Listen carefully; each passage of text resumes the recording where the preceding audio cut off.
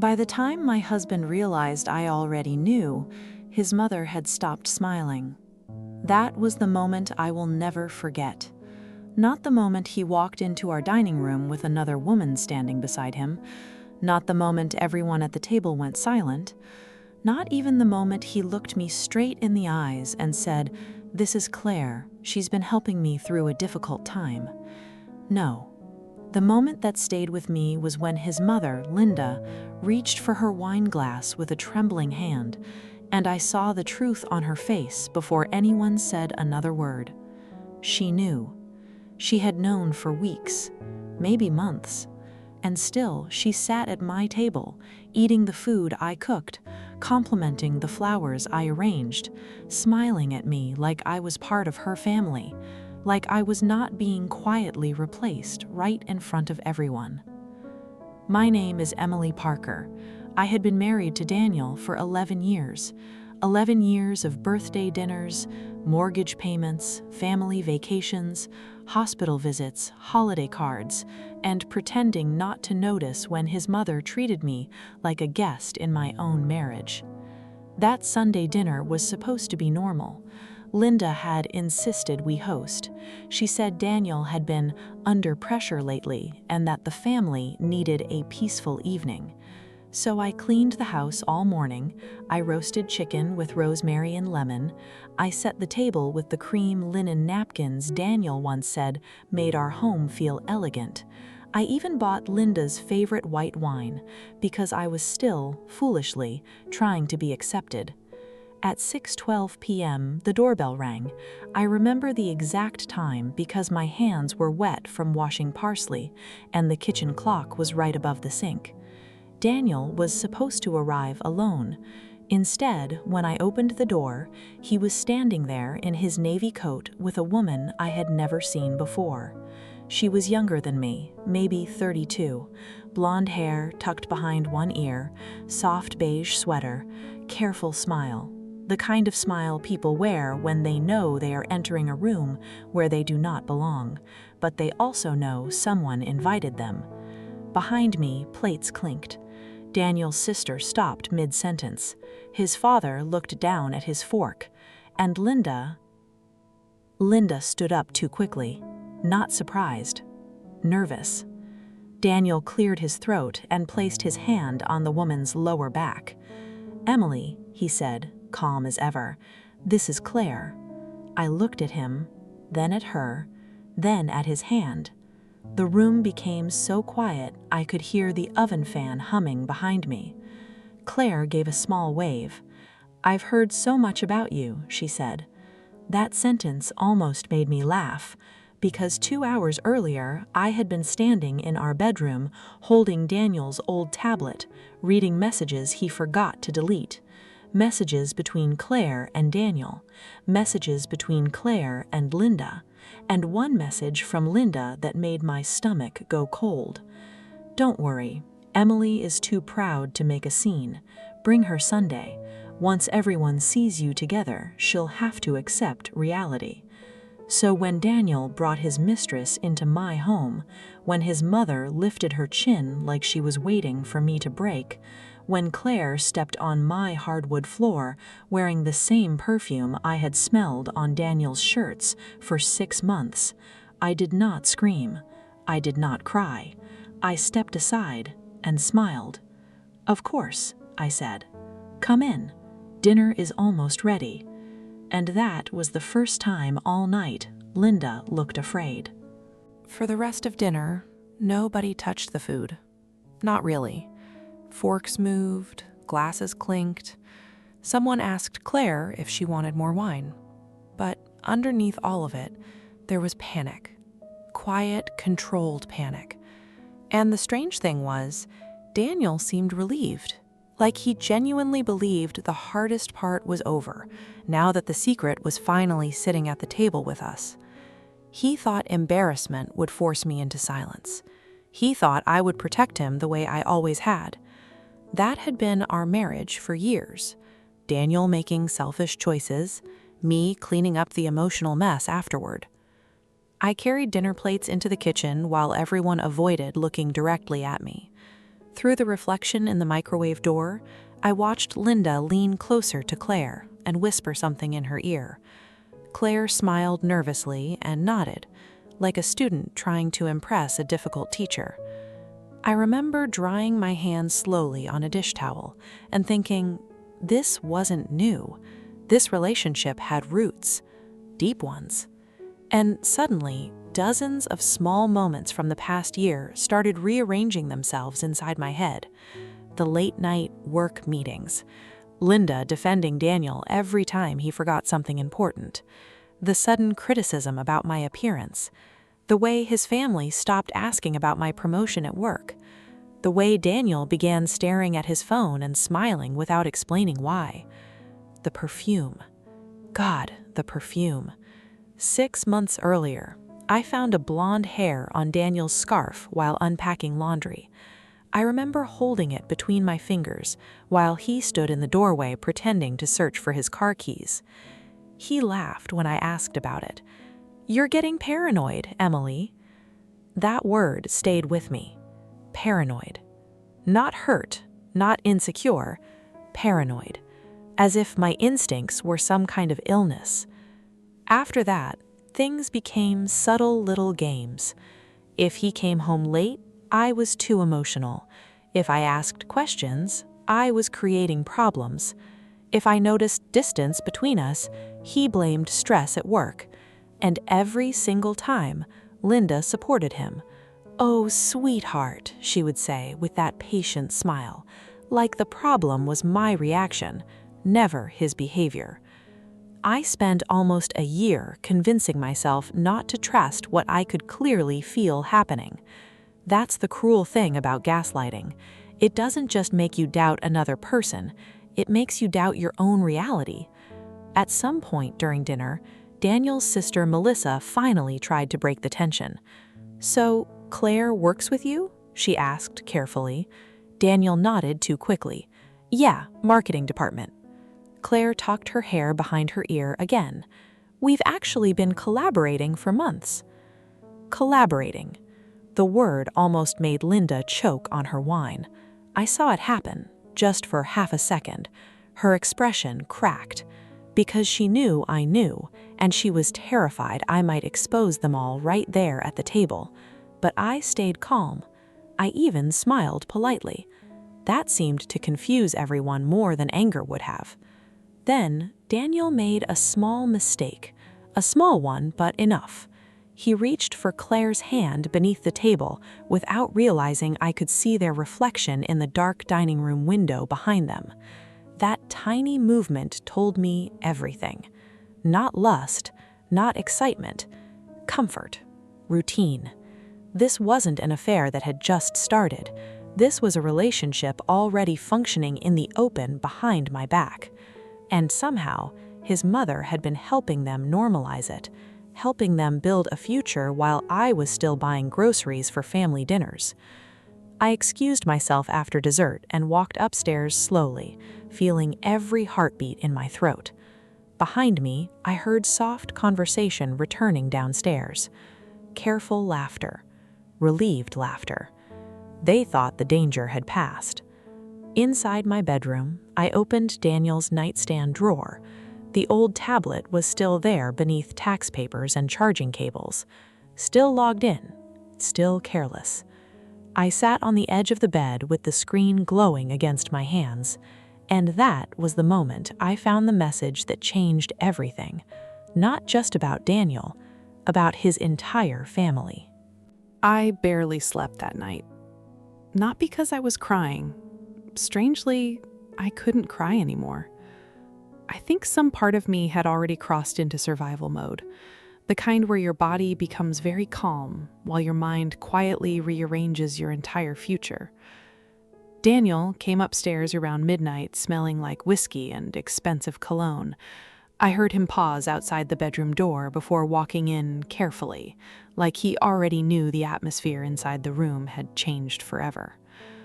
I was sitting against the headboard with the tablet beside me.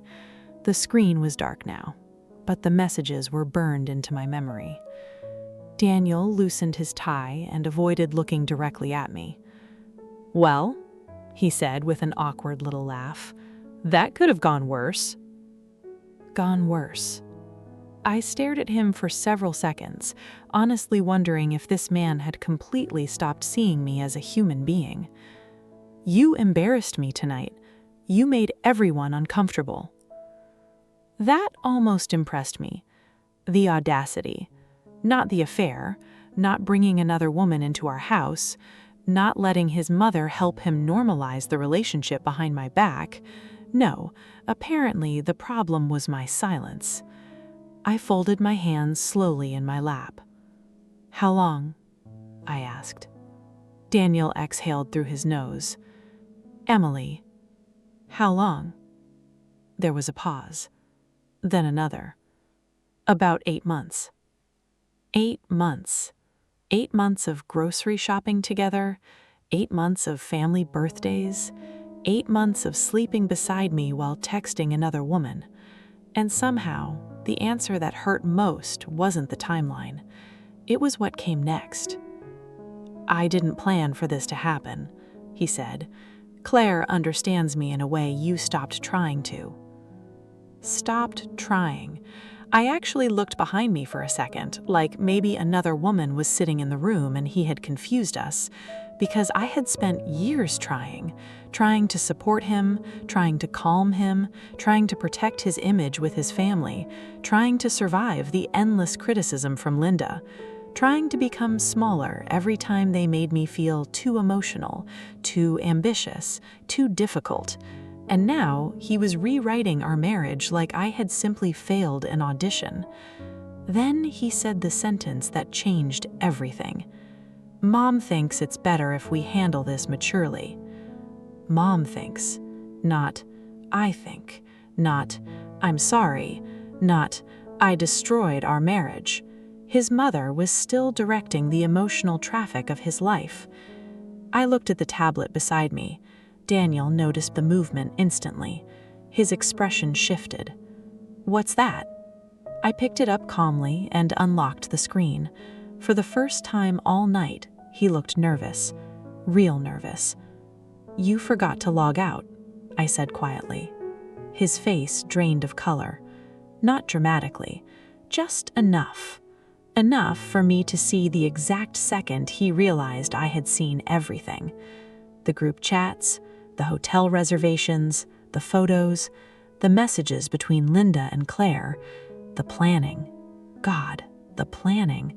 Linda coaching Claire on how to behave around the family, Linda telling her what food Daniel liked when he was stressed, Linda reassuring her that Emily will eventually understand her place in all of this.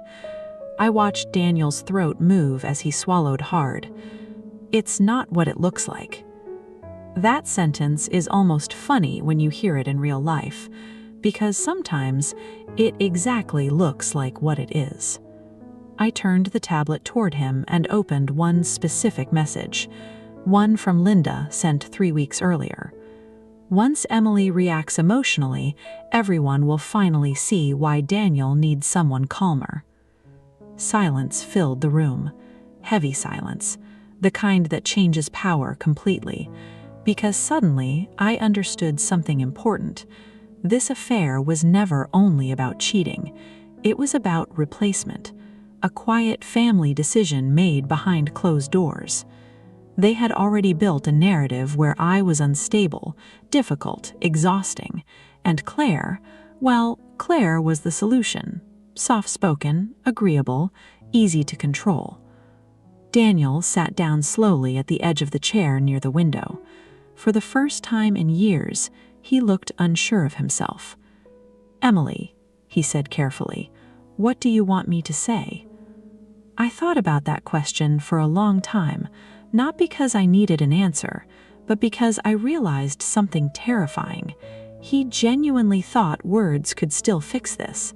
After everything, after the humiliation, after bringing his mistress into our home like a test run for his new life, he still thought this was a conversation he could manage. I closed the tablet gently. Then I looked directly at him.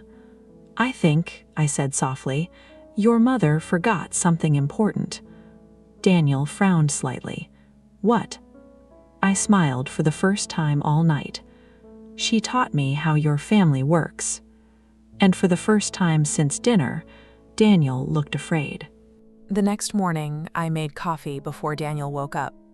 Not because I wanted routine, because routine made people careless, and Daniel had always been careless when he believed he was in control. He came downstairs at 7:18, wearing the same gray sweatshirt he wore on quiet Sundays, the one that used to make him look familiar and safe. Now it only made him look like a stranger who had learned how to stand in my kitchen. He stopped when he saw me at the island. The tablet was beside my coffee cup. A manila folder sat next to it, and on top of the folder was one printed screenshot, Linda's message, the one about me being too proud to make a scene. Daniel stared at it for a long moment. Then he looked at me. "You printed them?" His voice was low, not angry yet, afraid. I took one slow sip of coffee. "Yes." He stepped closer and lowered his voice like the walls might testify against him. "Emily, this is getting out of hand." That phrase, getting out of hand, as if I was the one creating the problem, as if the affair had been controlled and civilized until I made the terrible mistake of finding out. I slid the folder across the kitchen island. Inside were copies of messages, hotel reservations, credit card charges, and 2 emails from Linda to Claire. Not romantic evidence, strategic evidence. Linda hadn't just known, she had guided it. She had told Claire when to come to family events.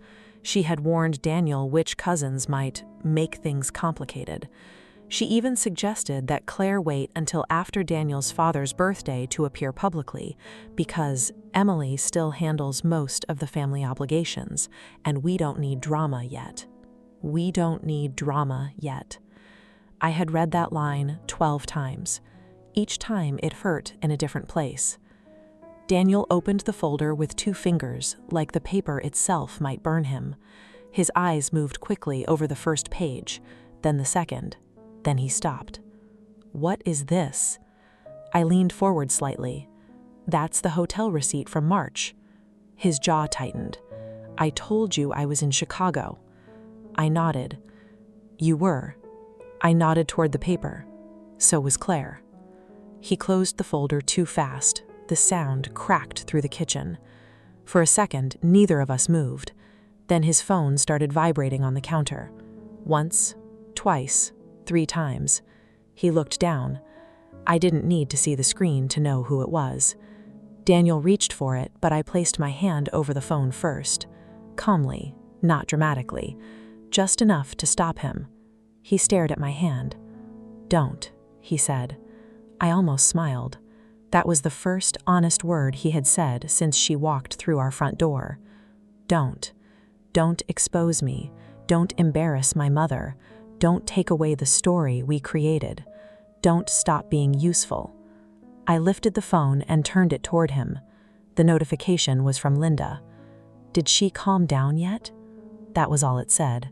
5 words. But those 5 words did something the affair itself had not done. They erased the last small piece of guilt I had been carrying, because until then, some exhausted part of me still wondered if I was being too harsh, if I should protect the family, if I should wait, if I should be mature in the way people always demand maturity from the person they wounded. But Linda's message made everything perfectly clear. They were not sorry. They were waiting for me to become manageable again. Daniel closed his eyes. "Emily." I opened his phone. He didn't stop me. Maybe because he knew there was no point. Maybe because for the first time he understood that the quietest person in the room is not always the weakest one. Linda had sent 12 messages since midnight. 12. Some were to Daniel. Some were in a group chat with Claire. One message said, "She handled dinner better than expected. That worries me." Another said, "Do not let her talk to your father alone." And the final one, sent at 6:44 that morning, said, "If Emily brings up money, do not answer without me there." Money. There it was, the word that pulled the floor from under the whole situation. Daniel saw my eyes stop on that message. His face changed again. Not shame, not regret. Fear. Real fear. I looked up slowly. "What money, Daniel?" He said nothing. Outside, a car door shut in the driveway. We both turned toward the window. A black sedan was pulling up behind Daniel's car. Linda stepped out first, then Claire. Claire was holding a small beige purse against her chest like a shield. Linda walked toward our front door with the confidence of a woman who believed every room eventually obeyed her. Daniel whispered, "Please don't do this." But it was already too late. The doorbell rang. I picked up the manila folder. Then I walked to the door and opened it. Linda's smile was polished, cold, practiced. "Emily," she said, "we need to talk like adults." I looked past her at Claire, then back at Linda. "Yes," I said softly, "we do." And this time, I made sure the folder was in my hand. Linda walked into my house like she still owned the outcome. Claire followed half a step behind her, nervous enough to keep adjusting the strap of her purse every few seconds. Daniel stood near the kitchen island, frozen between them and me, looking like a man watching two versions of his future collide in real time. I closed the front door slowly. No one spoke at first. The silence itself became pressure. Linda finally sighed and gave me the same disappointed expression she used whenever I failed to behave the way she expected. "Emily," she said carefully, "we all understand this is painful, but dragging private matters into public conflict helps no one." Private matters. I almost admired her ability to rename betrayal into inconvenience. I held the folder calmly against my chest. "You mean like inviting his mistress into my home?" Linda's jaw tightened. Claire looked down instantly. Daniel rubbed his forehead and whispered, "Can we please not do this right now?" That sentence told me everything. Not, "Can we fix this?" Not, "I'm sorry." Just, "Don't expose us." Linda stepped further into the kitchen. "Daniel told me you found some messages," she said softly, "but adults move on from things with dignity." There it was again. Dignity. The word people use when they want the wounded person to stay quiet enough to protect everyone else. I walked to the dining table and placed the folder down in front of her. Paper against wood. Sharp. Final. Then I opened it, one by one. Hotel receipts, printed messages, screenshots, credit card statements. Linda's face changed slowly with every page. Not shock, recognition, because she remembered writing those messages. I watched her eyes stop on one screenshot in particular, the message where she told Claire, "Once Emily is out of the picture, things will finally feel peaceful again." Claire whispered, "Linda." But Linda raised her hand slightly without looking at her, still controlling the room, still trying. Daniel finally stepped closer to the table. "Emily, enough." I looked directly at him. "No," I said quietly. "Enough was 8 months ago." The room went silent again. Outside, a dog barked somewhere down the street. A car passed. Normal life continued while mine stood there bleeding quietly in the middle of my kitchen. Then I pulled out the final document, the one that explained the money. I placed it directly in front of Daniel. His expression collapsed instantly. Claire looked confused. Linda looked terrified. Because unlike the affair, Claire had never known this part. I folded my hands calmly. "You transferred money from our joint account, almost $40,000. Claire's head snapped toward Daniel. "What?" Daniel swallowed hard. "It's not what you think." That sentence again. Always the same. Always desperate. I slid another page across the table. Luxury apartment lease application. Signed 3 weeks earlier.